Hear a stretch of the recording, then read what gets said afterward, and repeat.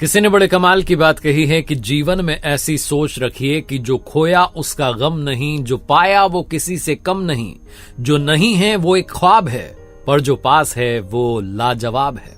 नमस्ते, मैं हूं आरजे कार्तिक। एक बड़ी छोटी सी कहानी सुनाता हूं एक बिजनेसमैन की जो अपनी विदेश यात्रा से वापस लौटे और जिस दिन वो शहर में आए, जिस दिन उन्होंने एयरपोर्ट से टैक्सी की, वो अपने घर तक पहुंचे, कॉलोनी में पहुंचे, तो वहां जैसे ही वो टैक्सी से बाहर निकले उन्होंने देखा कि उनके मकान में आग लग चुकी है। पूरा मकान जो है जल रहा था। घर वाले एक एक करके बाहर चले आए थे। सारे घर वाले घर के बाहर थे और उस जलते हुए मकान को देख रहे थे। इन्होंने जैसे तैसे उस टैक्सी वाले को किराया दिया और वहीं पर खड़े खड़े रोने लग गए। रोते चले गए कि मेरे इतने सालों की कमाई सब कुछ जल गया, सब कुछ खाक हो रहा है, सब कुछ राख हो रहा है। बहुत जोर जोर से रो रहे थे। इनका बड़ा बेटा वहीं पर मौजूद था। वो भी देख रहा था कि पिताजी को क्या हो गया। कॉलोनी के बाकी लोग देख रहे थे कि भाई साहब गहरे सदमे में चले गए। उस बड़े बेटे को लगा कि पिताजी को कहीं दिल का दौरा ना आ जाए, पिताजी ज्यादा बीमार ना हो जाएं। वो दौड़ के आया और कहने लगा कि पिताजी एक बात आपसे कहनी है। पिताजी ने कहा ऐसे समय पर क्या बात करनी है? फटाफट से फायर ब्रिगेड को बुलाओ। बोले हाँ, हमने कॉल कर दिया, आती होगी। हम कोशिश कर रहे हैं आग को काबू में करने की। आप मेरी बात सुनो। जब आप विदेश यात्रा पर थे तब हमने आपके पीछे से इस मकान का सौदा कर दिया था। अच्छे पैसे मिल रहे थे। वो सौदा सुनकर आप भी प्रसन्न हो जाएंगे। पिताजी ने कहा अच्छा, मतलब ये मकान तुमने बेच दिया? बोले हाँ। जैसे ही पिताजी ने सुना उनका रोना बंद हो गया। उन्हें समझ में आ गया कि अब तो खरीदार की चिंता है, अब अपना क्या लेना देना, मकान जल भी रहा है तो जले। अब तो खरीदार जाने, उसका पैसा जाने, उसका मकान जाने, अब तो हमारा इस मकान से कोई वास्ता नहीं। एकदम से उनका रोना बंद हो गया। कॉलोनी के बाकी लोग देखने लगे कि ऐसी क्या बात बोल दी बच्चे ने अपने पिता से कि पिताजी रो ही नहीं रहे, उनका रोना बंद हो गया, चुपचाप हो गए एकदम से।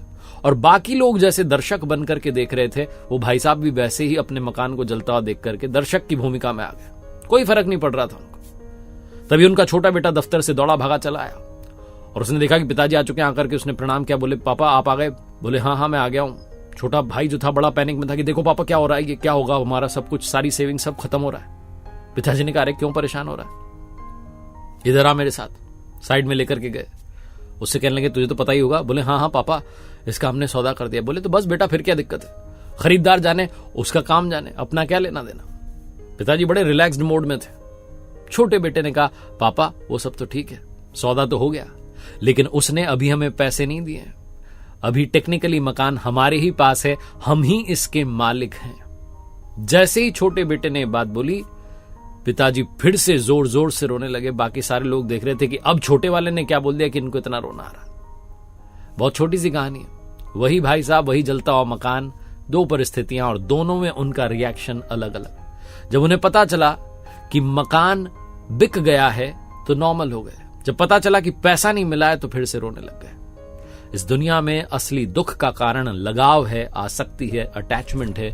जिस दिन आप इस अटैचमेंट से दूर हो जाएंगे उस दिन चीजें आपके लिए आसान हो जाएंगी। छोटी सी कहानी बस यही सिखाती है। एक बार फिर से वही कहूंगा जो अक्सर आपसे कहता हूं, कर दिखाओ कुछ ऐसा कि दुनिया करना चाहे आपके जैसा। याद रखिए हर सोमवार सुबह 9:30 बजे मेरे साथ देखिए एक नई कहानी। मेरी किताब को प्यार देने के लिए बहुत बहुत धन्यवाद। Amazon, फ्लिपकार्ट पर अवेलेबल है। और हाँ, मेरी वेबसाइट www.rjkartik.in पर कुछ कोर्सेज हैं। अगर आप पर्सनालिटी डेवलपमेंट का कोर्स करना चाहते हैं, वर्क लाइफ बैलेंस सीखना चाहते हैं तो आपका स्वागत है।